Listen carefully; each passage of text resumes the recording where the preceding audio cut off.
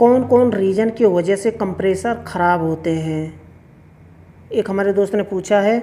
और एक और हमारे दोस्त ने पूछा है कि आजकल कंप्रेसर बहुत ज़्यादा ब्लास्ट हो रहा है। दोनों क्वेश्चन लगभग सिमिलर हैं, तो दोनों क्वेश्चन को मैं एक ही वीडियो में कंप्लीट करूंगा, इसलिए वीडियो को कंप्लीट देखते रहिए। कंप्रेसर बार बार ख़राब क्यों हो जाता है, कंप्रेसर ख़राब होने के कारण क्या होते हैं, और कंप्रेसर ब्लास्ट क्यों होता है, वीडियो को कंप्लीट देखिए। उससे पहले मैं बताना चाहूँगा, चैनल को सब्सक्राइब नहीं किया तो चैनल को सब्सक्राइब कर लें। अगर फिर वीडियो फेसबुक पर देख रहे हैं तो फेसबुक पेज को फॉलो कर लें। तो हम बात करते हैं टॉपिक की कि आखिर रीज़न क्या होता है।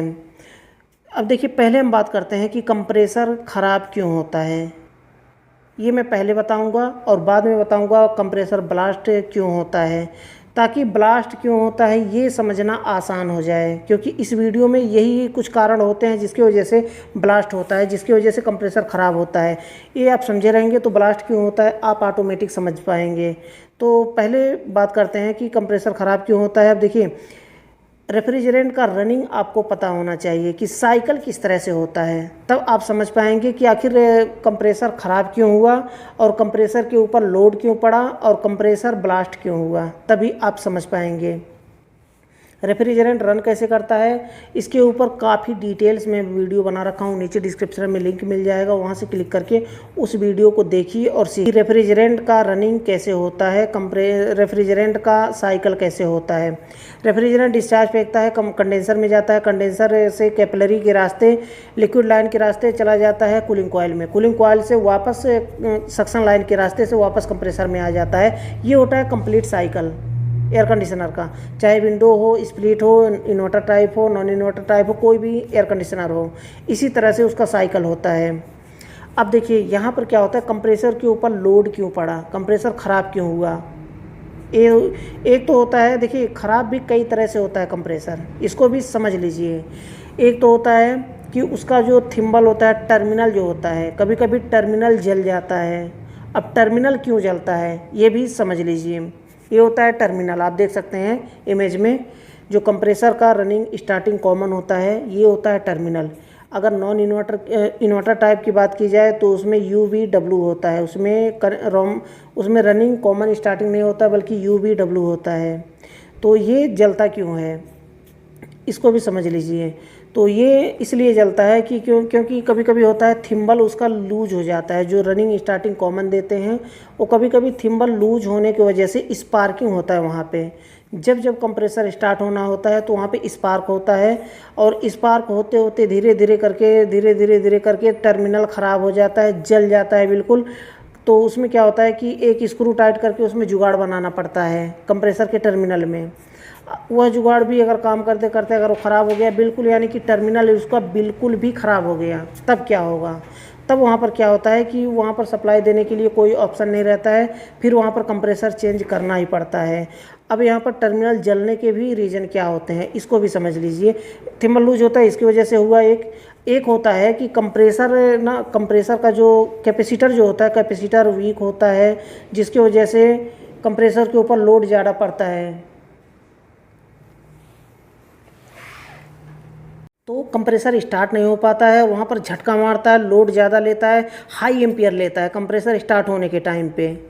कैपेसिटर वीक है तो उसे चेंज करें ताकि वो ज़्यादा लोड ना। कभी कभी आपने देखा होगा कि कंप्रेसर जब स्टार्ट होता है, कैपेसिटर वीक होता है तो हाई एम्पियर जाता है बहुत तेज़ी से, 20, 25, 40, 50 एम्पियर जाता है, उसके बाद लो हो जाता है, कंप्रेसर स्टार्ट नहीं हो पाता है। और कभी कभी होता है स्टार्ट हो जाता है, तो कभी कभी जब स्टार्ट नहीं हो रहा तो हाई एम्पियर ले रहा है, जिसकी वजह से वो थिम्बल पर उसके टर्मिनल पर लोड पड़ता है। ये दूसरा रीज़न हो गया। अब तीसरे रीज़न की बात करें कि उसमें क्या होता है कि कंप्रेसर का जो रोटर स्टेटर है उसमें कुछ जाम हो जाता है, यानी कि इंटरनल प्रॉब्लम हो जाता है कंप्रेसर में।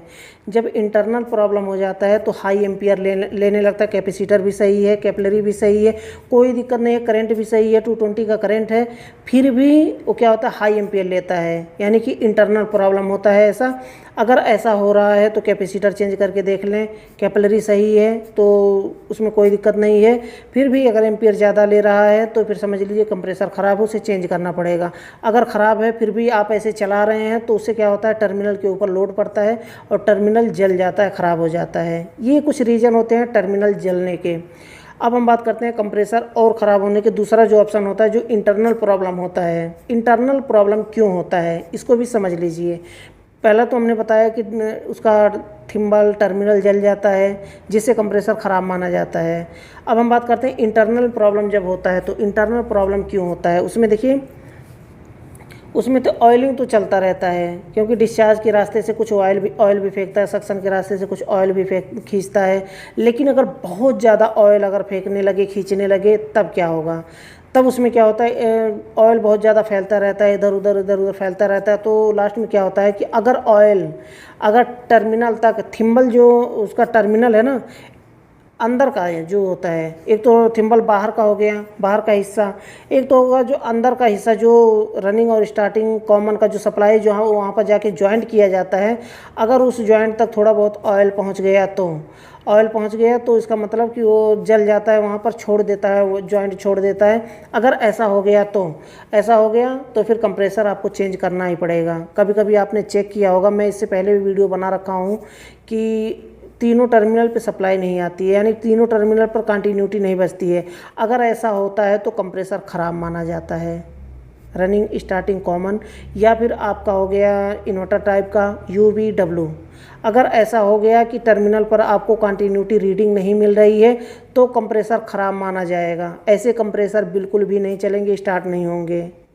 तो इसका रीज़न यही है कि अगर आपके सिस्टम में ऑयल बहुत ज़्यादा हो गया है, इंडोर में आउटडोर में ऑयल हो गया है, तो उसकी वजह से कंप्रेसर ख़राब हो सकता है। तो उसके लिए क्या करना पड़ता है कि कैपिलरी आप निकाल करके उसे फ्लश करें जो इंडोर में ऑयल चला गया है। कभी कभी मेरे साथ ऐसा हुआ है, बहुत सिस्टम में ऐसा कर चुका हूँ, और बहुत से सिस्टम का कंप्रेसर मैं ख़राब कर चुका हूँ, कैपिलरी चेंज नहीं किया हूँ, फ्लश नहीं किया हूँ सिस्टम। अगर मानिए 10 साल हो गया, 10 साल 15 साल हो गया सिस्टम, 5 साल हो गया, उससे ऊपर हो गया, और आपको प्रॉब्लम आ रही है कूलिंग की या फिर कैपिलरी चोकिंग की प्रॉब्लम आ रही है, तो सीधा आपको कैपिलरी निकालना है, ड्रायर फिल्टर आपको निकालना है। उसके बाद उसे फ्लश कर देना है, इंडोर को आउटडोर को। फ्लश कैसे किया जाता है प्रैक्टिकल वीडियो बना रखा हूँ, नीचे डिस्क्रिप्शन में लिंक मिल जाएगा, वहाँ से क्लिक करके वीडियो को देखिए। तो इंडोर को भी फ्लश करना है, आउटडोर को भी फ्लश कर देना। जब आपको लगे कि आपको ऑयल नहीं है, सिस्टम में ऑयल नहीं निकल रहा है, तब आप फिर से कैपिलरी और ड्रायर फिल्टर को इंस्टॉल करें। उसके बाद वैक्यूम करके गैस चार्जिंग करें, सिस्टम चलने लगेगा सही से। अब देखिए, एक चीज़ मैं प्लस पॉइंट में बता रहा हूँ, हर वीडियो में बताऊँ तो जब ऐसे कैपिलरी की बात करता हूँ तो ऐसे वीडियो में बताता हूँ मैं कि उस कंप्रेसर से कभी भी वैक्यूम फ्लश नहीं करना चाहिए। जो कंप्रेसर सिस्टम में लगा हुआ है उस कंप्रेसर से नहीं करना चाहिए, नहीं तो कंप्रेसर आपका ख़राब हो जाएगा। सही है कंप्रेसर, फिर भी ख़राब हो जाएगा। ये हो गया। अब इसके बाद हम बात करते हैं कि कैपिलरी और ड्रायर फिल्टर अगर चोकिंग होती है, जाम होता है और रेफ्रिजरेंट पास नहीं कर पाता है, कंप्रेसर बार बार हीटअप होकर के ट्रिप होता है, तो ऐसे हालत में भी कंप्रेसर ख़राब हो जाते हैं। एक और होता है कि अगर कंप्रेसर में ऑयल जो है पूरा ऑयल निकल गया, उसमें से ऑयल कम हो गया है, तो उसमें से क्या होता है कि साउंड एक करकराहट की साउंड आती है, कंप्रेसर के अंदर से साउंड आएगा। जब आप आउटडोर के पास जाएंगे तो आप समझ पाएंगे कि ये कुछ अलग टाइप का साउंड कर रहा है, करकराहट का साउंड कर रहा है, तो समझ लीजिए कि उसमें ऑयलिंग की कमी है। ऑयल उसमें डालना पड़ेगा, चार्ज करना पड़ेगा। ऑयल कितना चार्ज किया जाता है इसका भी लिंक नीचे डिस्क्रिप्शन में मिल जाएगा, मैं वेबसाइट पर दे रखा हूँ कंप्लीट कि कौन से टन में, कितने टन के कंप्रेसर में कितना ऑयल पड़ता है। तो ऑयल चार्ज करें, फिर ये सही हो जाएगा प्रॉब्लम, फिर आपका कंप्रेसर ख़राब होने से बच सकता है। ये कुछ रीज़न होते हैं कंप्रेसर ख़राब होने के। अब हम बात करते हैं कंप्रेसर ब्लास्ट क्यों हो जाता है। कंप्रेसर ब्लास्ट देखिए, R22 का तो बहुत कम ऐसे चांस होते हैं ब्लास्ट होने के। R410, R32 जो नए रेफ्रिजरेंट है ना, उसके साथ में ब्लास्ट होता है। अब उसमें देखिए ध्यान क्या रखना है आपको, अगर कि ब्लास्ट होने से बचाना है, आपको नाइट्रोजन उसमें चार्ज अगर करना है लीकेज चेक करने के लिए, या फिर आपको फ्लश करने के लिए नाइट्रोजन अगर डाल रहे हैं तो आराम से नाइट्रोजन डालें, बहुत तेज़ी से आपको वाल नहीं खोलना है। ऐसे होता है कि पाइप भी फट जाता है, कंप्रेसर का टर्मिनल भी फट सकता है, ऐसे होता है। क्योंकि मेरे साथ भी ऐसा हुआ है कि मैं नाइट्रोजन चार्ज नहीं किया हूँ, उसमें क्या हुआ था कि कैपेसिटर वीक था। कैपेसिटर वीक होता है जिससे क्या होता है कि कंप्रेसर गो गो करके साउंड आता है, लेकिन स्टार्ट नहीं होता है। ऐसे ही कर रहा था मैं, दूसरा एसी पे काम कर रहा था उसके बगल में ही, और गो गो करके साउंड आ रहा था। तब तक क्या हुआ कि अचानक में उसका टर्मिनल फट गया और पूरा रेफ्रिजरेंट ऊपर छत पे ऊपर जा रहा, उड़ रहा है पूरा रेफ्रिजरेंट में, बगल में ही काम कर रहा था। तो ऐसे में होता है कि कैपेसिटर अगर ख़राब होता है, वीक होता है, तो उसकी वजह से भी टर्मिनल फट जाता है, कंप्रेसर ख़राब हो जाता है। उसे भी कंप्रेसर ब्लास्ट ही कहा जाएगा अगर टर्मिनल फट गया तो। आप नाइट्रोजन चार्ज कर रहे हैं तो हल्का हल्का करके नाइट्रोजन चार्ज करें उसमें, और नाइट्रोजन चार्ज अगर कर रहे हैं उसमें, और नाइट्रोजन से आप मतलब चार्ज करने का मतलब ये मैं कह रहा हूँ कि आप उसमें डाल करके लीकेज चेक कर रहे हैं, फ्लश कर रहे हैं, तो उसके बाद नाइट्रोजन के बाद वैक्यूम करना बहुत ज़रूरी है। वैक्यूम आपको करना ही चाहिए, क्योंकि नाइट्रोजन अगर उसमें रह जाता है थोड़ा बहुत तो नाइट्रोजन का प्रेशर बहुत ज़्यादा होता है, ये ध्यान में रखिए। कभी भी नाइट्रोजन से काम कर रहे हैं तो उसे आप वैक्यूम कर दें अच्छी तरह से, ताकि उसमें नाइट्रोजन का थोड़ा भी परसेंटेज ना रहने पाए। नाइट्रोजन का प्रेशर बहुत ज़्यादा होता है, नाइट्रोजन साथ में है तो फिर समझ लीजिए कि आपका कंप्रेसर ब्लास्ट होना ही होना है। और R410 R32 का प्रेशर बहुत ज़्यादा होता है, अब मैं पहले वीडियो में भी बता चुका हूँ।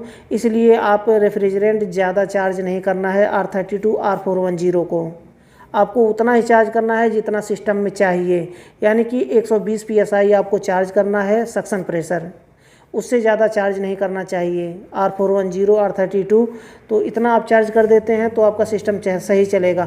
अगर आपको कूलिंग नहीं आ रहा है सिस्टम में, कुछ लोग क्या करते हैं, नए टेक्नीशियन होते हैं जिनको नहीं पता होता, एक्सपीरियंस नहीं होता है, वो लोग क्या करते हैं कि अगर उसमें गैस सही है, 120 PSI है, 130 PSI है, लेकिन फिर भी कूलिंग नहीं आ रहा है तो समझते हैं कि गैस कम है, उसमें गैस डाल देते हैं।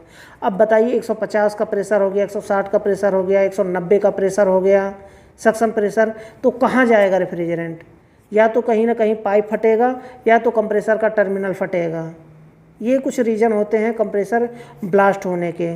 तो मुझे लगता है कि दोनों क्वेश्चन का आंसर आपको मिल गया होगा। अगर वीडियो पसंद आया तो वीडियो को लाइक ज़रूर कर दें, ताकि अगर वीडियो पसंद आए तो वीडियो को लाइक ज़रूर कर दें। चैनल को सब्सक्राइब नहीं किया तो चैनल को सब्सक्राइब कर लें, और अगर आप हमारी वीडियो को फेसबुक पर देख रहे हैं तो फेसबुक पेज को फॉलो कर लें, ताकि ऐसे ही वीडियो का नोटिफिकेशन आपको मिल पाए और वीडियो को देख पाएँ सबसे पहले।